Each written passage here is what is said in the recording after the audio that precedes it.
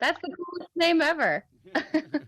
Yeah, it's just one of those radio names. It really is. It's one of those where you sit there and you go, okay, so how can I get people to remember who I am? And then the thing about it is it kind of came back and bit me because program directors didn't like it because people were putting in the Arbitron Errol and Harold and Earl and all that kind of stuff. the, Well, it sounds cool to us. the two of you, my God, your harmonies are through the roof, unbelievable. My Oh, thank goodness, you thank so you. much. Thank you so much. It's years and years of practice and singing together. I'm glad you said that because a lot of people think it just happens naturally. I mean, even Randy in the group Alabama says if it's not family, it's not harmony. Yeah, Yeah, it's true. I I mean, mean, I remember when I was younger, I mean, Lindsay and I started singing the national anthem together, and Lindsay would have to tell me and sing out the harmony for me so that I could hear it. And so it's just amazing to see the evolution. I mean, now I hear a song and I can't not hear what the harmony is. So it's a cool thing to say. I don't have to have my sister pluck out the notes for me anymore. I mean, I am 30, so you know.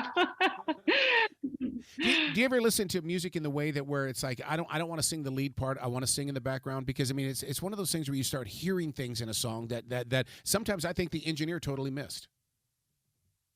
I say, honestly, when I listen to music, most of the time when I'm singing to it, I sing the harmony part. I mean, it's one of those things where I can't really sing in unison. It's just not as cool or complex. So even when I'm listening to my radio, I mean, it's always me singing the harmony parts. And I think the fun thing about music is that you can find so many cool, intricate parts that complement the melody oftentimes so well. And it's kind of one of the little like puzzle pieces that we enjoy singing together is like figuring out the harmonies together and finding out what cool ways we can change the song up by adding some sort of interesting harmony.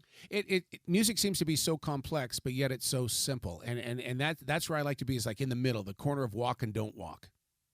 Mm-hmm. Yes, Yeah, exactly. we tend to stay on the simple side because I think sometimes there's times where and this is just our opinion where, you know, like for example, we did this Bee Gees song and we wanted to keep it more true to what the original was because it was written that way and it was so amazing that way. So I think that if you change things too much, you know, you end up kind of ruining the amazing quality of the song. So we tried to keep it as true to the Bee Gees version as we could. Well, I'm glad that you say that, and the reason why is because that's one of my go-to songs before I officiate weddings. Is that I go to the Bee Gees. This song has been a huge part of my life since it was released. I was a kid when that song was released on 45. Wow. Oh my gosh. Yeah, it's such a classic. I mean, we felt almost like there was an extra weight on our shoulders to make sure that we did this song justice, just because the original was just, I mean, such a hit. And then, I mean, it's been recorded and covered by so many different types of artists that we really wanted to do it justice. Like Casey said, we didn't want to lose the heart of what the song was. And so, her and I specifically in our parts wanted to remain very true to kind of the original song. But we also wanted to, I think, together with Paraji to create something really unique on the voice stage. And I just hope that everyone listening and watching really could still feel the heart and the soul of the original while also finding, something new and something emotional to kind of attach to. Well, and the thing about it is, first of all, the pairing up of you guys was so perfect, and it was perfectly in tune in the way of you created a moment for viewers, and what you've got today compared to my day with the Bee Gees singing "How Deep Is Your Love." I had to go get the 45. Nowadays, people all they have to do is go to YouTube and they can listen to it over and over and over again. So you're carrying the impact of this song forward. Mm-hmm. I hope so, because I think what we've realized, even from some of the comments that have come flooding in since our performance, is that people who always loved the song kind of fell in love with it again. And then there's such a young generation that's watching the show that have never even heard the song before. So we're hoping we kind of get to introduce not only the song, but kind of introduce the Bee Gees to some of the younger audience, because the Bee Gees, I mean, we were just talking earlier, the Bee Gees have had so many hits that they've not only written and recorded themselves, but have been recorded by other major artists. Yeah. It's so interesting that you say that. You were talking about it because my wife and I were talking about the same thing. I said I didn't discover the Bee Gees until Saturday Night Fever, and she came from the generation where no, dude, they had a career way before that. Hmm. Mhm. Exactly. I That think is exactly right. So does how deep is your love? Does it become a part of your set list now that people have seen it and they're watching it over and over again like I do? Absolutely. Yeah, we actually, said that when once we got the song. I mean, we knew of the song when John gave it to us, but we had never performed it. So now that we just fell in love with it, it's going to be part of our repertoire moving forward, and probably a lot more VG songs. So our dream now is to work with uh, very. Barry. Yes. Really, wouldn't that be the greatest feel? I mean, Barry Gibb. I mean, he worked with Barbara Streisand, and he was I the engineer know. of so many different things. I mean, you talk about a guy that is in love with music, and the thing about it is that I was going to bring up in a conversation that that Barry would be the type of person if you were to sit down and ask him about how deep is your love, he would say, "What is your interpretation? What do you feel?" He just seems to be that type of guy. Yeah, I know. Absolutely. Yeah, that's our dream. We keep tagging him on social, so we're hoping Mr. Barry Gibb can watch our performance and maybe reach out to the Marylands. I think there's a Maryland's Barry Gibb collaboration in the future. We're gonna bring it into fruition right now. Well, look at what he did back in the '70s when with Samantha Sang. I mean, it was a Bee Gees song, and he said no, Samantha Sang needs to put this out there, and you know, and the song Emotions. It's like oh my God, it was the best decision for them. Right. Absolutely.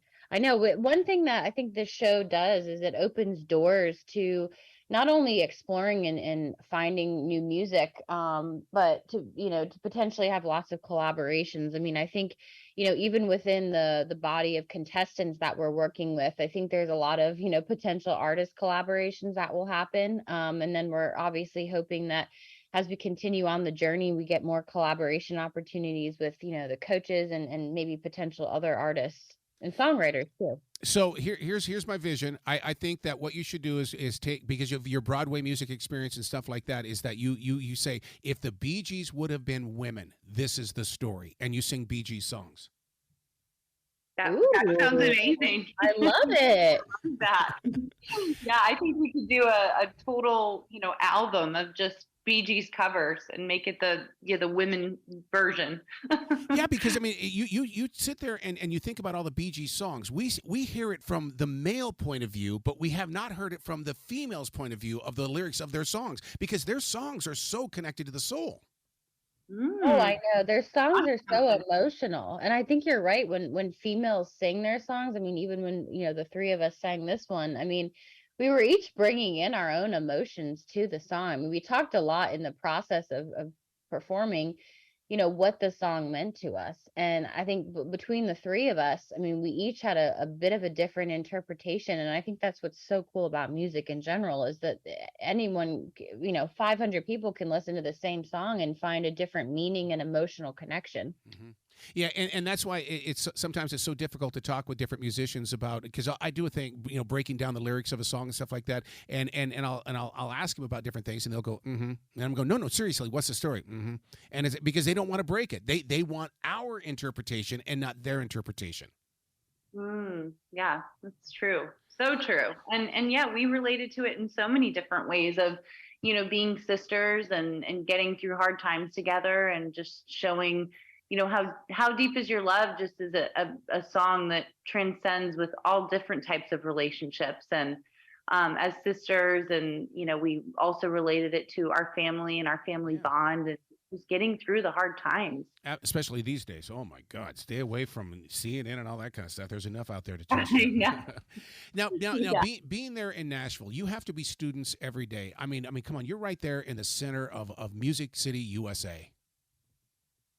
It's incredible. And we moved to Nashville almost 7 years ago from Maryland, which is our home state, because we wanted to kind of submerge ourselves in the musical culture here. And it's really true. I mean, wherever you are within this city, I mean, there is music on every corner. Yep. And not only have we, been able to listen to a lot of music, we've been able to perform all over town, and that's really given us a lot of confidence and a lot of practice, and just making sure our sound and our harmonies are as tight as they are. And we've been able to meet with a lot of different people in the industry who have helped us, you know, given us advice and helped us navigate it. I will say it's a tricky town because you also meet a lot of people who don't always have the best advice. So, I mean, we've had to learn also who we can trust and who we can't trust, which I think is kind of the nature of the entertainment industry. But overall, the experience that we've had here has been incredible, and I feel like we wouldn't be on the show, this season had it not been kind of the years of being in Nashville and honing our craft. One of the things about Nashville is that it just seems like every style of music is coming out of Nashville or has been inspired by Nashville. You talk about that you've been there for 7 years. You went through the 2 years where the industry went silent. I can't imagine what Nashville sounded like when there was no stage that was being performed on. Yeah, Yeah. lots of virtual, performances, and we had to adjust like everyone else, but actually it just gave us more time to really, like Lindsay said, Yep. hone our craft. Have lots of writing sessions in our little apartment, and probably had a few arguments here and there, but but definitely it made you appreciate performing live and being in person and getting that energy from the crowd that you get even more. I know about those arguments because there were many bands. One of the things I was blessed with during the COVID lockdown was the fact that I continued to talk with all the bands and stuff like that were lost, and I would bring up COVID, and they would get so angry with me, and it's like okay, all I want to do is I just want to put your music out there, dude. I don't need anger is not the answer here. It's not the solution. But yeah, I mean, but the thing is though, it was a chapter in the creative life, and we all grew from it. Yeah. Absolutely. I think COVID tested everyone in so many different ways, but especially as sisters who were not only singing together but living together. I mean, we moved to Nashville together, and we've been living in Nashville since we moved here. And so to be kind of in close quarters like that, and to not have a lot of socialization other than, each other. I mean, it tested our relationship, but it made us stronger. And I think it made us, like Casey said, that much more determined to kind of continue pursuing our music, because we did miss the element of performing live. I mean, I Yes. think one of the reasons why we love music and singing so much together is that it just brings other people so much joy, which then in turn gives us so much fulfillment. And so it's one thing we'll never take for granted again. You're so right about that, because I mean it did, because before COVID the stage was okay. Well, I've got to go get on this stage this weekend. I got to do this. I got to do this. But then when that stage disappeared, the first time that I came back to it, it's like, oh my God, oh, this is what I missed. And now when I'm up there, you feel the difference. There's an appreciation about it. Absolutely. Absolutely. I know we're eager to just continue on our voice journey, and hopefully, get lots of shows lined up following. I mean, we kind of take every chance we get to perform, and we're just grateful that this show has given us such a massive platform. I mean, this is a platform that we wouldn't have otherwise. I mean, I think it's 14 million people that tune in every single week to The Voice. So we're really grateful that people get to hear us, and our sound that has developed in Nashville now gets to kind of fill the houses across the country. And we're just hoping that we can reach more people, we can create more music, and hopefully get lots more shows lined up in our future, so we can both quit our day jobs. One of the things that my pastor Stephen Furtick talked about over the weekend was the fact that he says that labels will offer limitations, and so badly I want to ask about when you have the harmonies that you have, everybody wants to compare you to. In other words, the Judds, the Everly Brothers, and things like that. How do the Marylands stay the Marylands? How do we make sure that you are leaders in your own right? Good question. I think, yeah, I have to say, I just think we have a uniqueness with our sound. And I think every duo or group does. But again, going back to being sisters and just having that, I mean, we're related. So I feel like you can't beat those sibling harmonies. And, also knowing where our strengths are. We've, over the years, just really honed in on our sound. I feel like I really love taking some of the lower harmonies and just having more of the, I guess I would call myself more of the alto kind of the group. And I Nice. can really carry that bottom part.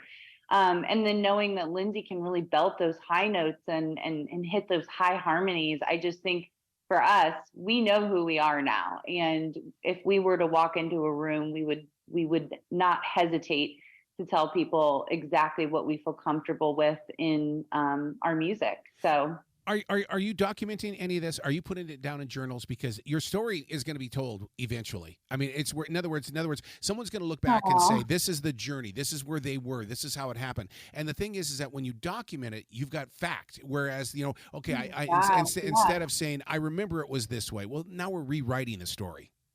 that's Yeah, so true. that's such a good idea. I think, to be honest with you, we've tried our best to document kind of with our phones. I mean, now it's a new day, and so slowly, like, as the journey's been unfolding, even on TV, we've been posting kind of more from our heart on social media. So we're kind of using our social media as a bit of a diary. Actually, was just in the process of Nice. posting some behind the scenes pictures when we first started our conversation, from the show. And I think that's one thing we're grateful for, is that the voice really gives us a platform to tell our story, the behind the scenes story as well, because I think people, we've had the impression that people can look at us and judge us, and maybe know a few things about us and kind of sum us up. And the truth is Casey and I both have had our individual challenges and challenges together, that have really shaped who we are and have made us